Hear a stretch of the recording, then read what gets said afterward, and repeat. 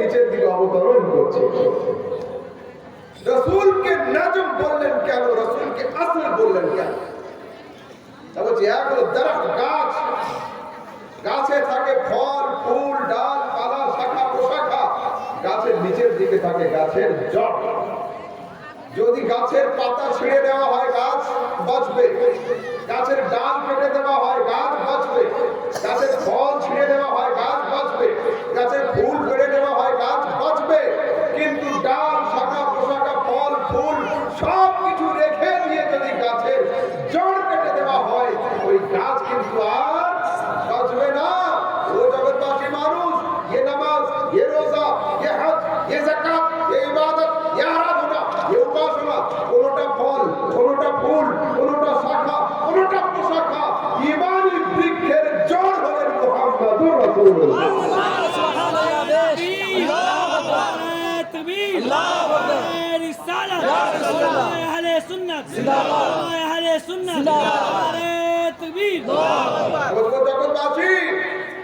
যেমন জড় ছাড়া গাছ দাঁড়িয়ে থাকতে পারে না, জাতে মুস্তাফাতে বেয়াদবি থাকলে ঈমানি গাছ কোনোদিন দাঁড়িয়ে থাকতে পারে না। সুবহানাল্লাহ। ঈমান কমপ্লিট হয় যখন সূরা ইউনূস আল্লাহ তাবারক ওয়া তাআলা ফিরআউনের পানিতে ডুবানোর ঘটনা বয়ান করছেন। আল্লাহ পাক বলেন হাত্তা ইযা আদরাকাহুল গারক, ফিরআউন যখন পানিতে ডুবতে আরম্ভ করলো, ফিরআউন ডুবে গেল, মাথা উঠে বলছে আমানতু, আমি ঈমান নিয়ে আসলাম। সাইয়্যিদুল মালায়েকা হযরত জিবরাইল আলাইহিস সালাম এক ডালি মাটি নিয়ে মুখে দিয়ে দিলেন, ডুবে গেল। এর ফিরআউন মাথা উঠে করে বলছে আল্লাহু লা ইলাহা ইল্লাল্লাযী আমানা বিহি বানী ইসরাঈল, বানী ইসরাঈল সম্প্রদায় যেমন ঈমান এনেছে আমি তেমন ঈমান আনি।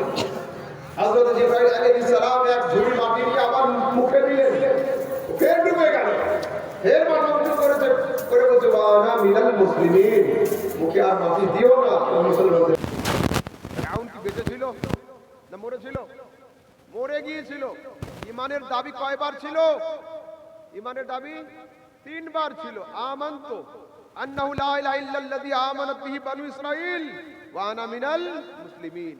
তো তিনবার ঈমানের দাবি থাকা সত্ত্বেও ফিরআউনের ঈমানকে কবুল করা হলো না কেন?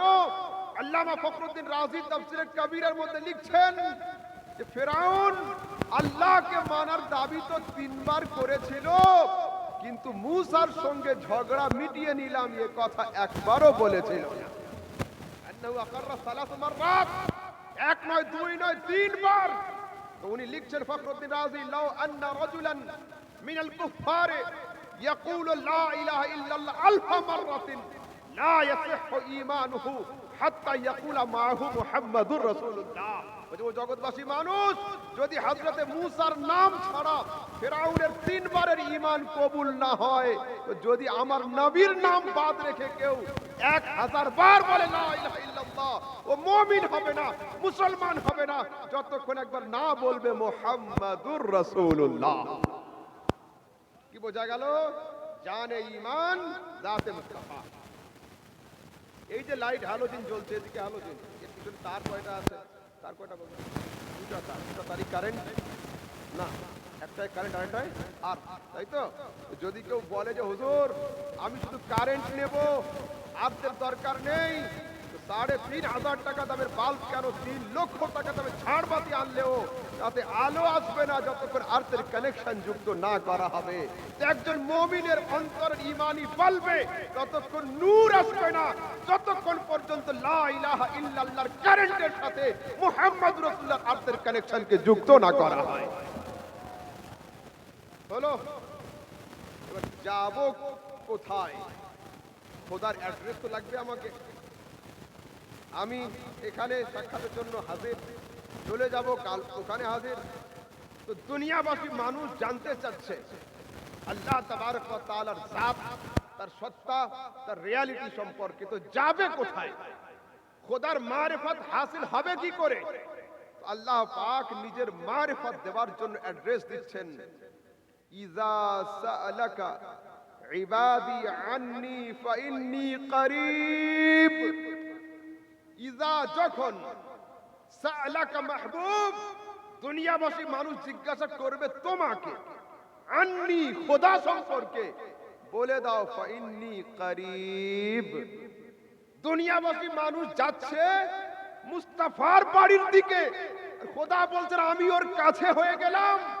मौला बात तो समझ नहीं आ रही है मेरी कि लोग जा रहे हैं बारगाह मुस्तफा की तरफ, तू कह रहा है मैं उससे करीब हूं।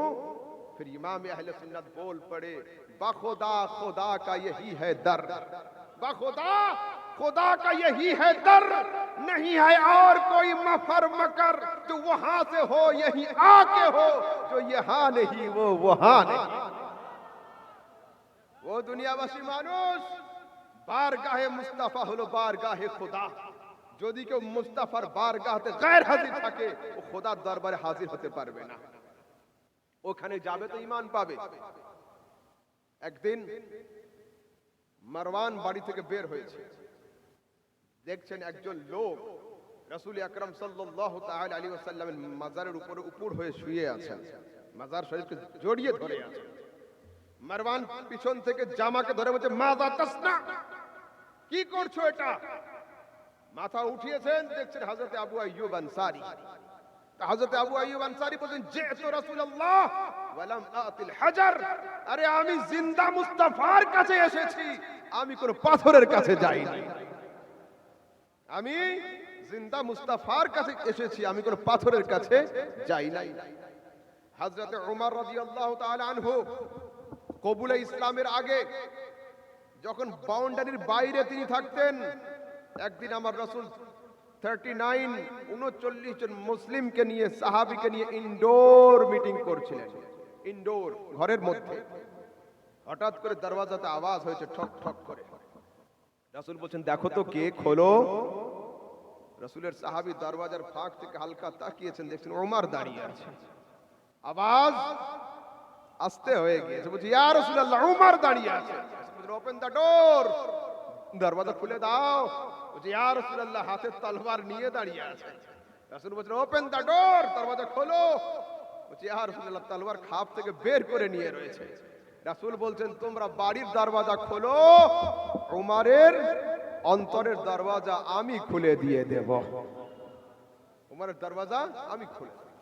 তো যখন রাসূলের সাহাবী দরওয়াজাকে খুলেছিল তো হযরত ওমরের নিগাহ মুস্তাফার নূরানী চেহারার দিকে পড়েছিল। হযরত ওমর উঁচু তলোয়ারকে নিচু করে বলেছিল আশহাদু আল্লা ইলাহা ইল্লাল্লাহ ওয়া আন্নাকা রাসূলুল্লাহ, আমি সাক্ষ্য দিচ্ছি আল্লাহ এক এবং তুমি হলে আল্লাহর রাসূল। হলো নুকতা পয়েন্ট অফ ভিউ আহমদ রাজা সামদানির হলো এটা। হযরত ওমর কাদের সাথে থাকতেন? যাদের কাছে কাবাতুল্লাহর চাবি থাকতো তাদের সঙ্গে থাকতেন। হযরত ওমর কাবাতুল্লাহর চারিদিকে খুব ঘুরতেন। হযরত ওমর কাবাতুল্লাহ কবজাকারীদের সঙ্গে থাকতেন। কিন্তু হযরত ওমর কাবাতুল্লাহতে কবজা করার কারণে ওলিউল্লাহ হয়েছিলেন না। যেদিন হযরত ওমর কাবা থেকে সরে এসে দামানে রাসূলুল্লাহকে ধরেছিলেন, ওমর ওলিউল্লাহ হয়ে গিয়েছে। ও জগৎবাসী মানুষ, যদি জবরদখল করে কেউ কাবাতুল্লাহ হাতে রাখে তো কাবাতুল্লাহ কন্ট্রোলিং এর জন্য ওলিউল্লাহ হওয়া যায় না, দামানে রাসূলুল্লাহ হাতে থাকলে ওলিউল্লাহ হওয়া যায়। চলুন আগের দিকে যাই। রাসূল আকরাম সাল্লাল্লাহু তাআলা আলাইহি ওয়াসাল্লাম তার শান, তার মান, তার ইজ্জত সম্পর্কে একটু আলোচনা শুনুন। দুনিয়াবাসী মানুষ রাসূল সাল্লাল্লাহু আলাইহি ওয়াসাল্লামকে মাপতে চায় আপন লেভেলে, মাপতে চায় নিজেকে দিয়ে। খবরদার না, শুনুন। রাসূল আকরাম সাল্লাল্লাহু আলাইহি ওয়াসাল্লাম ছোট ছিলেন। নবুয়ত জাহির করার আগে, রিসালাত প্রকাশ করার আগে একটা হাদিস শোনাবো আমি, শুনুন। আমার রাসূল বড় হয়েছেন, নবুয়তকে জাহির করলেন, দুনিয়াবাসী মানুষের সামনে বললেন শোনো ইন্নী আরাউ মা লা তারাউনা ওয়া আসমাউ মা লা তাসমাউন, আমি যা শুনি তোমরা তা কেউ শোনো না, আর আমি যা দেখি তোমরা তা কেউ দেখো না। হযরত আব্বাস বললেন ইয়া রাসূলুল্লাহ রাআইতুকা ফিল মাহদি তুনাগি আল কমর ওয়া তুশিরু ইলাইহি বিসবাইকা ওয়া আশারতা ইলাইহি মালা وقال النبي عليه السلام ইন্নী রাআইতুল কামারা উহাদ্দিসু ওয়া ইউহাদ্দিসুনি ওয়া ইউলহিনি আনিল বুকা। বলছেন ইয়া রাসূলুল্লাহ, ছোটবেলায় আপনার দুটো হাতে কাপড় জড়ানো ছিল, আপনি দোলনাতে ছিলেন, কখনো হাসছিলেন কখনো কাঁদছিলেন, আমি দূর থেকে দেখছিলাম। যদি আপনার হাত ডান দিকে যায় খোদার চাঁদ ডান দিকে ঝুঁকে পড়ে, আপনার হাত বাম দিকে যায় খোদার চাঁদ বাম দিকে ঝুঁকে যায়। আয় মুস্তাফা, যেদিকে যেদিকে তোমার হাত যাচ্ছিল খোদার চাঁদ সেদিকে সেদিকে ঝুঁকে পড়ছিল। ইমামে আহলে সুন্নাত হাদিসের দিকে তাকিয়েছেন, পকেট থেকে পেন নিয়ে বলছেন, চাঁদ ঝুক जाता जिधर उंगली उठाते महद में क्या ही चलता था इशारों बरखिलो ना नूर का। अल्लाहु अकबर या रसूल अल्लाह या रसूल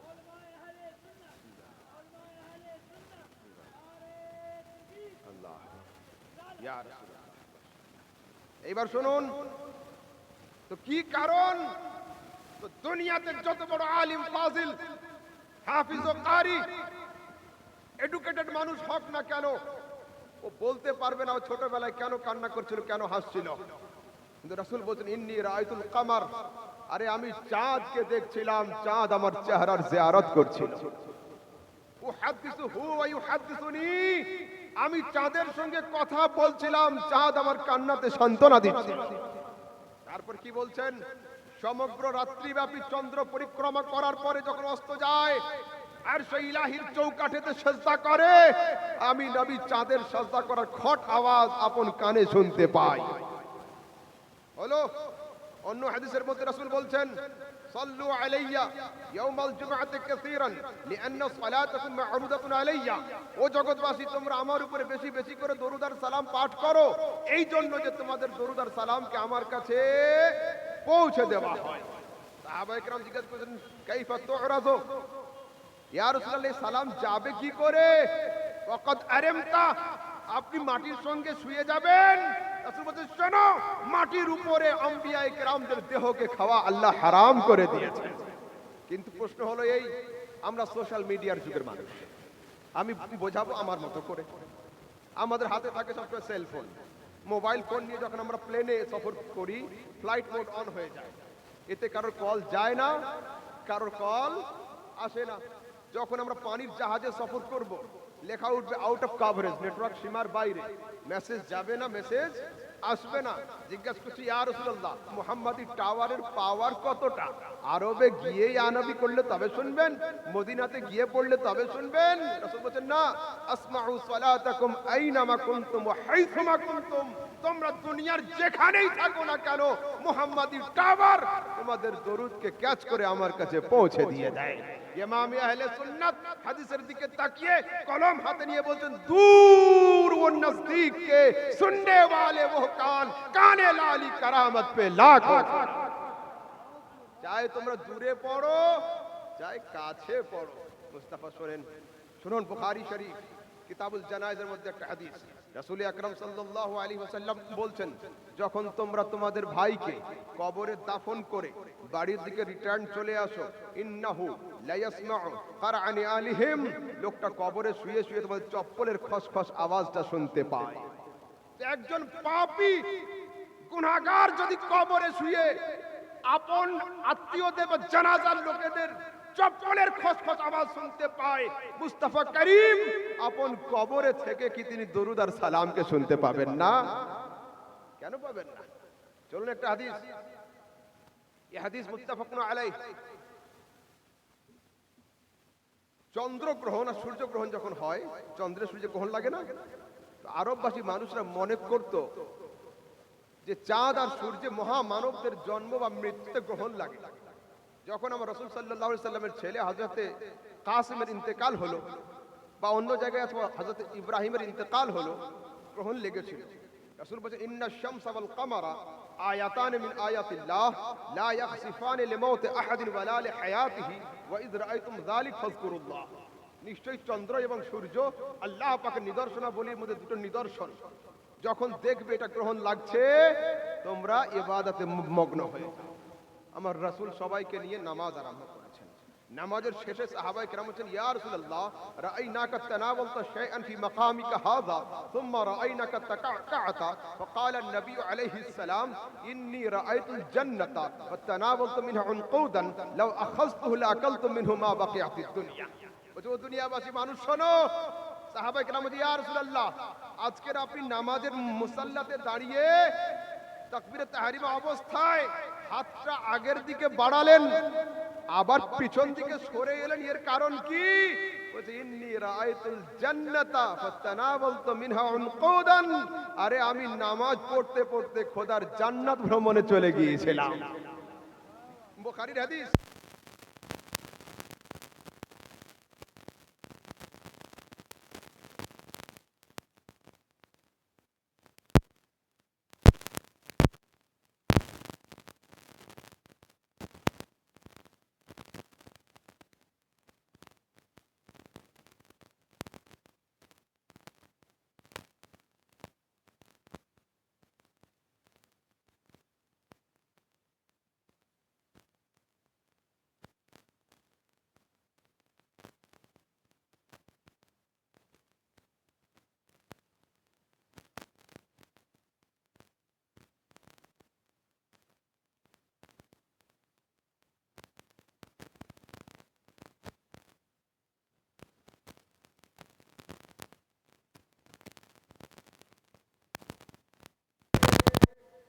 তার আগে দুটো পয়েন্ট আউট করি।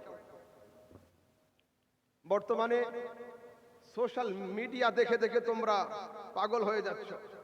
মসলা আর হযরতদের মতো আলেমদের কাছে মসলা জিজ্ঞাসা হচ্ছে না, मौलाना यूट्यूब और मुफ्ती फेसबुक और अल्लामा गूगल से पूछा जा रहा है। सही? हजरत मौलाना यूट्यूब साहेब এর কাছ থেকেই সমস্ত মসলা হাল হচ্ছে। আর গুগল তো ভাই আল্লামা সবচেয়ে বড় নলেজ वाला, we want to know about this subject বলে ওখানে লিখে দিলি সঙ্গে সঙ্গে আর্টিকেলগুলো চলে আসে। খবরদার না, খবরদার না। ইউটিউবে বাচ্চাদের মুসলমানি করা দেখায় না, ভিডিও আছে না নেই? হ্যাঁ, অপারেশন ওটাও আছে। তো আজ পর্যন্ত আমার কোনো যুবক ইউটিউব দেখে নিজের ছোট ভাইয়ের কি ওইটা কাটতে গিয়েছিল কোনো সময়? গিয়েছে? অপারেশন করতে হবে না, মুসলমানিটাই তো করো। যে ছুরি ডাক্তার ইউজ করে ওটাও ব্লেড ইউজ হয় ওটাও পাওয়া যায়, কিন্তু ইনি করবে না কেন? ক্যান্সার হয়ে যেতে পারে মিস্টেক হলে। আচ্ছা, তো যদি তুমি ইউটিউব আর ফেসবুক দেখে এতটুকু কাজ না করতে পারো, তো আলেম মুফতিকে ছেড়ে বাংলা বুখারী পড়ে পড়ে তুমি আলেম হয়ে যাচ্ছ। আজকের আমি এখানে যদি আগামী কাল বাড়ি গিয়ে বোর্ড দিয়ে দিই আহমদ রাজা এখানে অপারেশন করবেন, ওটির মেন সার্জন হলো আহমদ রাজা সমদানি, তোমরা কে কে যাবে আমার কাছে অপারেশনের জন্য? যাবে কেউ না? কেন? মৌলবি এসেছিল, মৌলবি অপারেশনের লোক নয়। জি, I am agree with you, আমি আপনার সঙ্গে একমত। মাওলানার কাছে অপারেশন করলে জান চলে যাবে, আর চ্যানেলের ডাক্তারের কাছ থেকে ফতোয়া নিলে ঈমান চলে যাবে। আজ এই যে ছাত্রগুলো এখানে আছে বসে, এরা কারা? মাথায় পাগড়ি নিবে, পাগড়ি কি আজকেই দিতে হবে? না, হযরত ওদের পিছনে 8 বছর মেহনত করেছেন, তবে বুখারী শরীফের আখেরি সবক আজকের নিয়েছেন। মাথায় পাগড়ি হবে তো এত সহজ নয়। ছুরিও বাজারে পাওয়া যায়, ক্যাঁচিও বাজারে পাওয়া যায়, সুইও পাওয়া যায়, ধাগাও পাওয়া যায়, কিন্তু লেকচারের লেকচার শুনতে গেলে ইউনিভার্সিটিতে দাখিলা নিতে হয়। বাংলা বুখারী পড়ে তোমরা সব পেয়ে যাবে। শোনো ফির হাদিস। রাসূল আকরাম সাল্লাল্লাহু আলাইহি ওয়াসাল্লাম সম্পর্কে তোমাদের ধারণা হচ্ছে কি? তিনি ছিলেন আমাদের মতো মানুষ। যুবকরা শুনে নাও, তিনি ছিলেন আমাদের মতো মানুষ। বুখারীতে হাদিস আছে, মুসলিমে হাদিস আছে কি রাসূল সাল্লাল্লাহু আলাইহি ওয়াসাল্লাম প্রত্যেক দিন আকসার মিন 70 মাররা 70 বারের বেশি আস্তাগফিরুল্লাহ পাঠ করতেন। হাদিসে আছে, কোন হাদিসে আছে 100 বারের বেশি আস্তাগফিরুল্লাহ পাঠ করতেন। এই হাদিসের দিকে তাকিয়ে আমার আহলে হাদিসের ভাইয়েরা বলছেন নিশ্চয়ই নবীর কোনো ভুল ছিল, নাউযুবিল্লাহ আস্তাগফিরুল্লাহ, নয়তো উনি 100 বার পড়তেন কেন? শুনুন কেন পড়তেন।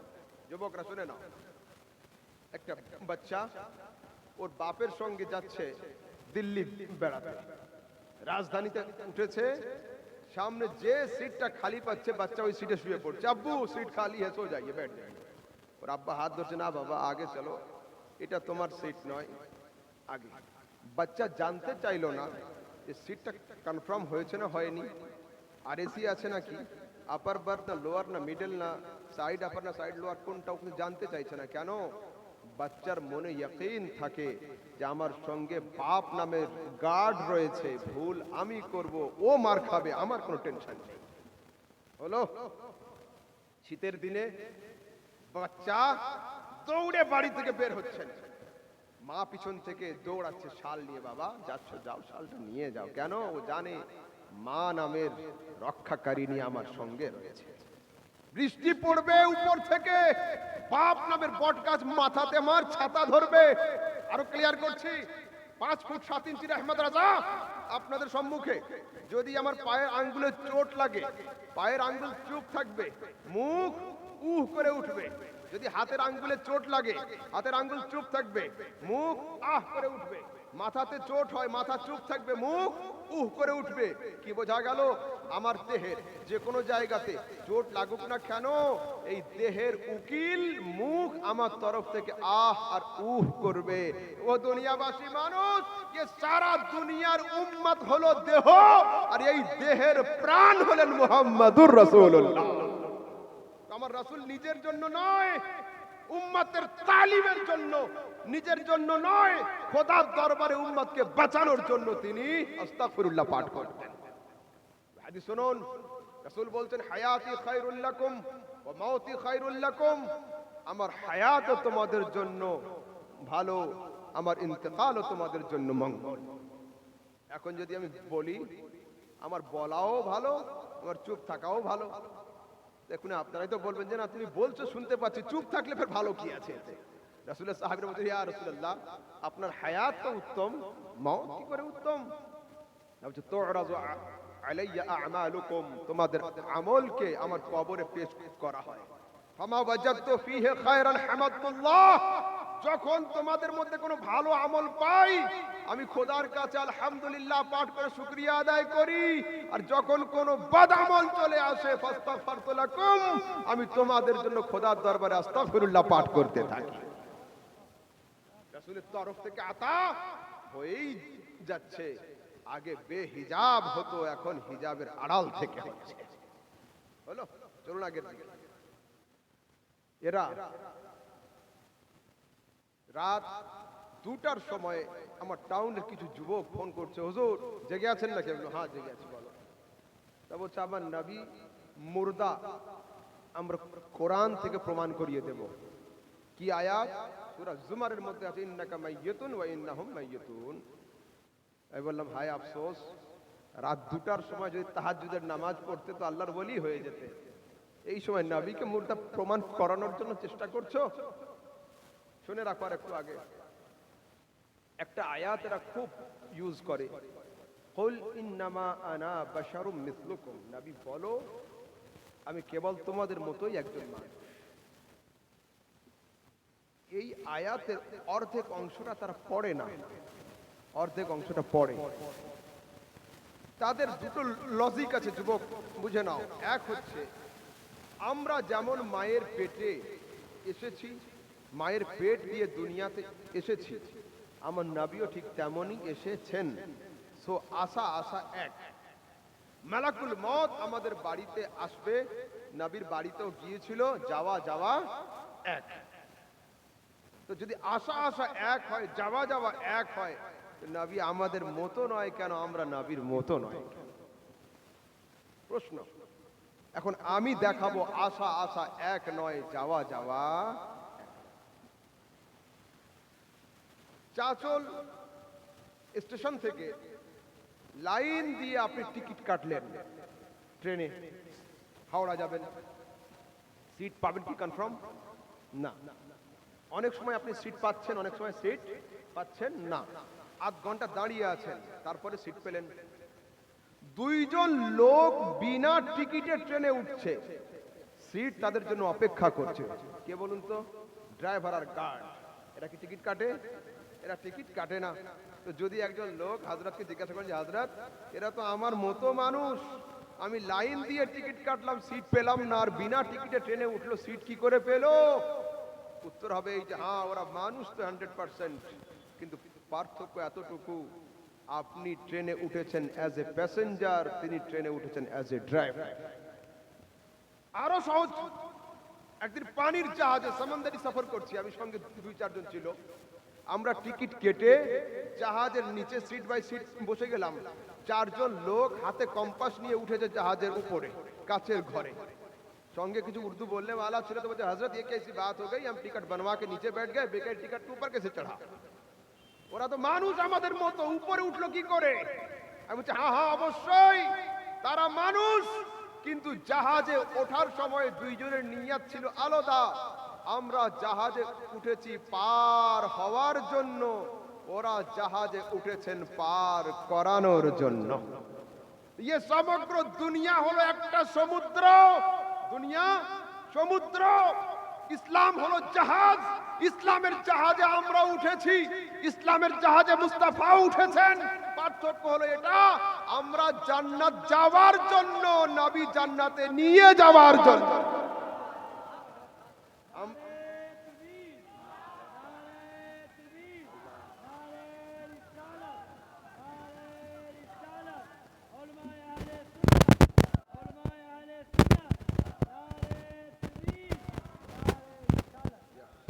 আমরা জান্নাত যাওয়ার জন্য, নবী জান্নাতে নিয়ে যাওয়ার।